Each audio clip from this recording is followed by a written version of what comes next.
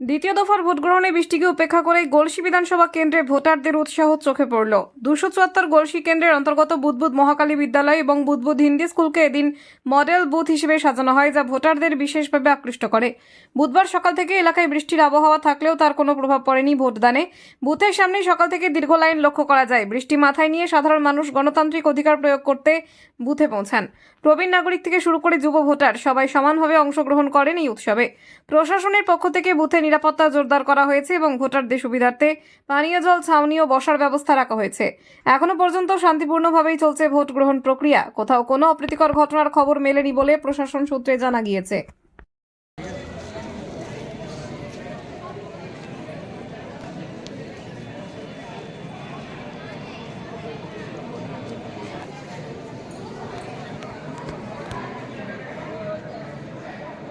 কাজ এটা করতেই হবে, ওটা তো পার্মানেন্ট ডিউটি। এটা না করলে উচিত। কত সকালে এসছে? এসে 6:30। 6:30। কিরকম ভিড় দেখছে?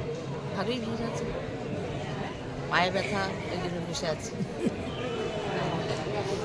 আপনার নামটা? তন্দ্রা তন্দ্রা কুণ্ডু। সকাল আসার কারণ এই যে কোমরে ব্যথা, সিনিয়র সিটিজেন, তার জন্য আমরা আগে আগে এসেছি, কিন্তু সেই সুযোগটা তো পাচ্ছি না। সকালবেলায় ভিড়?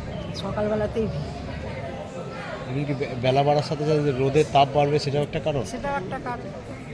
ওইটা বিরাট কারণ। ওটা তো বিরাট কারণ, কোনটা? ওই রোদ বাড়বে বলে।